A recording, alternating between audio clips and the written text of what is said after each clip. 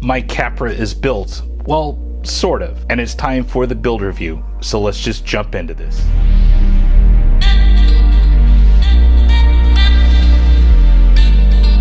Alright guys, Rich here from the RCNetwork.com, and today we're going to be checking out my brand new Axial Racing Capra.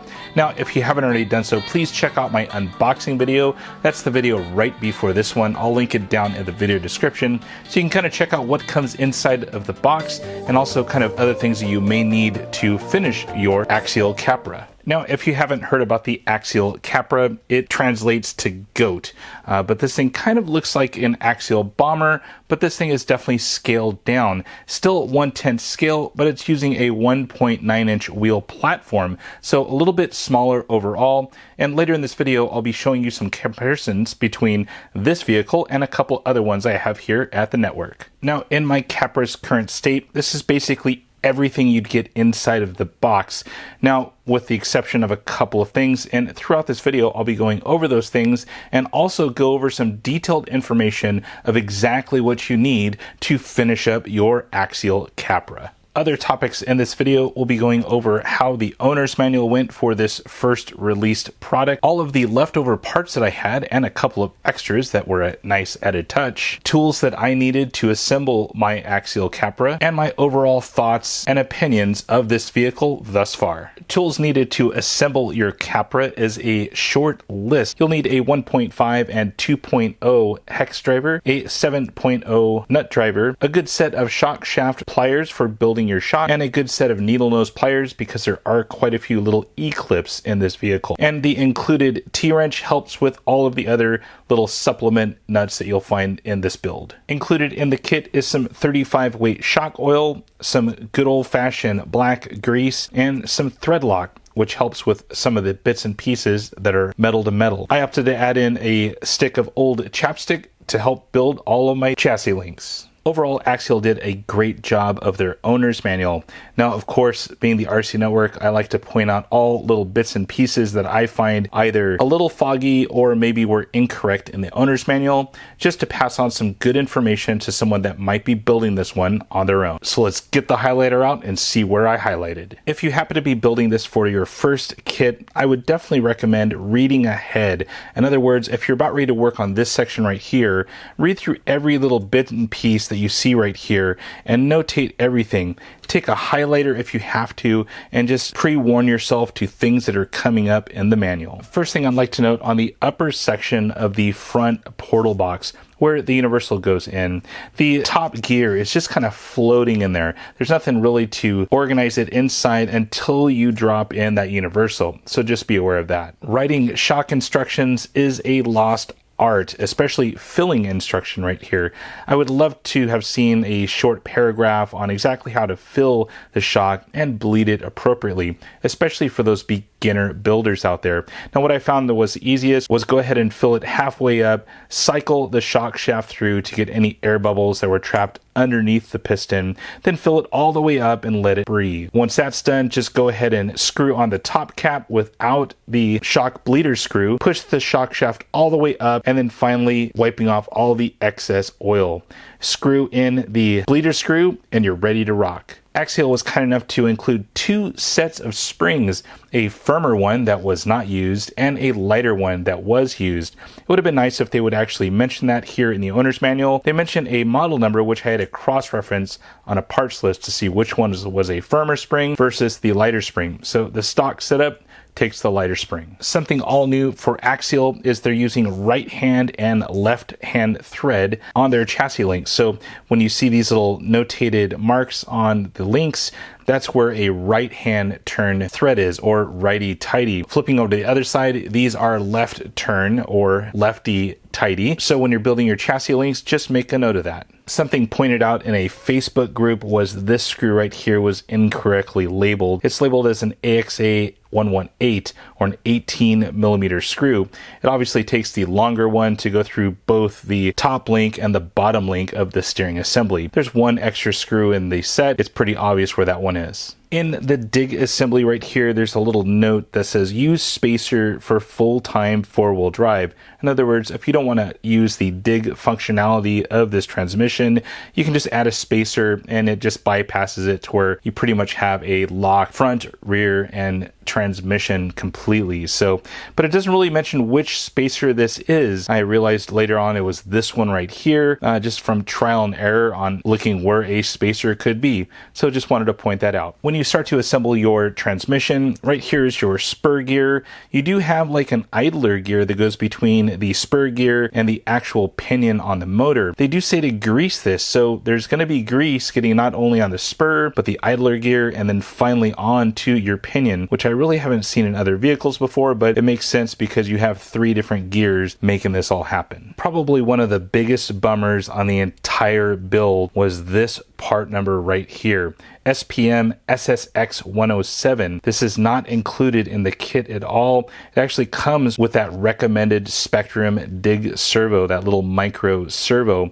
It's not included in the kit, but it actually fits on to the rest of the linkage here that's included in the kit. So I did pick up a different branded servo to see if I could make it work, but the Spectrum is splined differently. So even if you had this piece, it wouldn't fit on the servo that I purchased, and it just made that completely useless for my build. So I did have to opt to use the Spectrum recommended servo for this build. Building up your drive shafts was pretty easy. They're standard wild bore HD drive shafts, so we probably built up 1,000,000 times so far, but there's no designation on the actual centerpiece. There's 2 different sizes, but in the manual, it looks like they're both the same size. Once I started putting the entire chassis together, I realized that the big one actually went towards the rear of the vehicle, and that narrowed it down. Finally, Axial did a great job of not only including all of the build instructions, but then also listing out exploded diagrams in the rear of the manual. There's several of them outlining different bits and pieces of the build, including the transmission, the interior, the shocks, and pretty much everything that's laid out. Nice touch. Before we get to the Capra and how the build went, let's go over some additional parts that are left over that we won't really cover because I'm either painting up Lexan or they're bits and pieces for my electronics.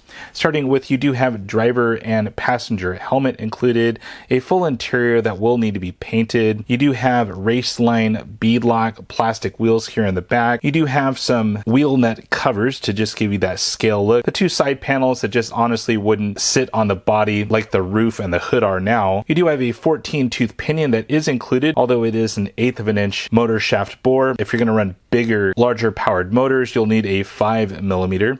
It does include a 23-tooth and a 25-tooth splined servo horn. These are metal inserts for the plastic servo horn. You do have those springs that I talked about earlier. Those are heavier springs, so if your vehicle happens to weigh a little bit more, these might be a tuning option. You do have different bits and pieces here for mounting up all of the body panels as well as the hood body clips. You have LED light bucket wire retainers, the hood latch system bits and pieces, and a couple of sticks of 3M foam. Finally, let's talk about the Capra and my build so far. Now, I haven't included any electronics in this except for that Spectrum dig servo, and everything else you see is pretty much how you get it in the kit. I haven't added any other bits and pieces except for one other item, which I'll cover a little bit later. Starting with the axles. Now, of course, we're noticing that they are portal axles, so the pumpkin is slightly raised up. There's a gear reduction down here on the side, and you have some very nice parts inside. Probably one of my favorite axles that Axial has ever made. Everything internally is super solid in this kit version. There's no centered metal at all. It's all pretty much machined and very nice. Everything meshed very nice on these axles. Next, we move on to the link set. These are probably my favorite links, and I'm going to say that a lot in this build that Axial's ever made. Now, these are stainless steel links, so they are slightly heavy, but that's nice because it's at the bottom of the vehicle. They are 6mm in length. They're tapered. They have like a little center section here, so you can actually grab it with a tool and thread on your rod ends, which have been improved. You have stainless steel pivot balls throughout. Very nice. And like I mentioned earlier in the manual section, this denotes a right-hand thread or righty-tighty on this side.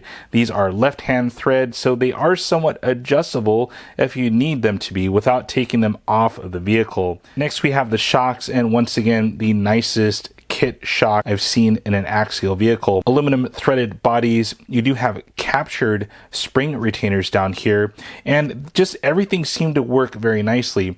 Despite a couple of E-clips that are on the shock shaft, everything else on these shocks are very smooth, and they seem to be pretty nice overall. They have some nice feeling, and I'm really digging these shocks from Axial.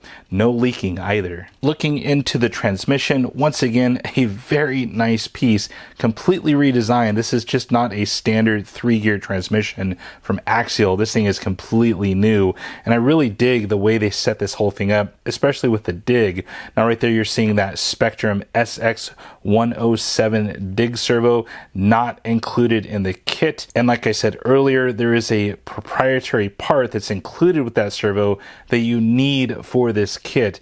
Unless you can get real creative with creating linkage, it's not going to happen with other servos despite the size of the servo. Other nice features on this build is you have a nice curved 3-inch LED light bar that was included. This is just powered off of your receiver. Up here in the front, you do have light buckets that were all pre-installed, nothing to glue on. They're super clear, and you just plug in LED lights in the back and you're set to go. Back here in the rear, you do have an included fuel cell that has quite a bit of room in it. Although it is not waterproof out of the box, you probably can waterproof this thing pretty well. This thing can house your receiver, although there is another spot inside the interior for a receiver and also your ESC. Looking at the actual battery tray, it's right up here in the front, right behind the firewall of the vehicle. Now this is very similar to the Bomber, to where it has like a ratcheting system to make the tray narrower for thinner LiPo batteries. I have it set all the way in the far end of this thing, and I'll show you the LiPo a little bit later that I chose. As far as electronics mounting spots, you do have a recommended spot back here for the actual ESC. It's a small tab right there that's about 1 inch by 1.5 inches, and you can get a good amount of servo tape on there for your ESC. And then right underneath the dashboard, you have 2 other spots up here. You have this big spot right here and a smaller spot, so you can easily mount an ESC and a receiver up here if you choose to do so. Now you may have noticed these silver 12mm hexes. These are not included in the kit, and I kind of had my Apollo 13 moment with this kit. The only issue I had with this kit so far, where one of the pins for the stock 12mm hexes did not have any threads on it. So I had one right here without threads and one with threads, so I wasn't able to put on that last screw in my entire kit, which was kind of a bummer, but I made things happen with something I had here in the shop. Now, one thing that a lot of people are not talking about is the fact that this kit didn't come with any tires. Now, in true race kits, when you go into the RC world and look at buggies and truggies and those kind of vehicles, typically they're not coming with wheels anymore, and they never came with tires. But to date, I can't think of any Axial kit that didn't come with tires except for the Capra now. I might be mistaken on that, so if you can think of one, put that down in the comments. I'd love to hear. But what's your comments on the tires? Should it have come with some tires, like some R35 compound that Axial is kind of known for, kind of that little upgrade that you got in the kit, or maybe the Hyrax tires that were actually pictured on the box and in some of the running footage? What's your thoughts on that? Should it have come with tires or not? So some of the things that I'm going to be putting into the build, of course, is a set of Hyraxes. These are my favorite tire overall. I know they're not as scale as some others, but you cannot beat the Predator compound and just the traction and grip you get in my neck of the woods down here in Southern California. These are the 4.75 outer diameter tires. They will hook up very nicely with this Capra. I also chose the dual stage foams, give you a harder inside foam and a softer outside foam for the rocks. So this will be good for the fast conditions that I want to drive this in. Well, you know me, I can't run plastic bead locks. So which wheels would you choose? The bronze Proline wheels right there on the far left, or the blue Methods you see there from Vanquish on the right? Let me know which ones you would choose. Throw that down in the comment section. Battery wise, I chose a 3S Shorty Pack from ProTech. Comes installed with a Dean's plug, and this is a 4100 milliamp 3-cell 11.4 volts. So this is a lithium high voltage, and it states it's a 120C LiPo. Looking at the fitment of that LiPo in my Capra, this thing fits in perfectly. It's going to give me a lot of runtime, and I think overall the performance of an 11.4 volt, the lithium high voltage, will be awesome with the system I have planned for it. As far as my electronics, I have a trio coming in from Tekin. I'm not going to disclose exactly which ones I ordered, but they are out of this world as far as the amount of power they're willing to put down on this Capra. And after building this thing with the axles and the transmission, I'm pretty confident that the amount of power going through this thing, this Capra can handle it. A quick look at the dig servo, the SX107. It does have metal gears, and it has that extra piece that you'll need to add to the build on your Capra. One thing to note on the dig servo, the wire lead is extremely short, like it's literally 2 inches long. So you do need a servo extension. This 6-inch one will give me all the way to my receiver so I can plug everything in. Well, it's size comparison time, and I know this is a completely unfair one right here, but this is my TRX4 next to the Capra over there. I don't have wheels and tires on the Capra, so that's definitely the big difference, but you can see right there, the Capra is definitely a little bit smaller. It's still 10th scale, but this thing will be super maneuverable with that dig transmission. Next is my Spawn Ziller over here based on the Axial Wraith, and of course the Capra over there. Next is my Techno DB48 compared to the Capra. And finally a 1/10 scale 4-wheel drive buggy on the right, and the Capra on the left. Well guys, that is my full build review of the Axial Capra. I can't wait to do the final touches on this thing, drop in those electronics, get some paint on those panels, and mount up those wheels and tires and really see what this thing can do. Well guys, if you have any comments or questions about this video or any of the products that I mentioned in this video, check out the video description. I have lots of links down there. But if I missed something, please drop me a comment down in the comment section. Well guys, that is it for now. I hope you enjoyed this video, and don't forget to thumbs up and subscribe. That's it for now guys. Over and out.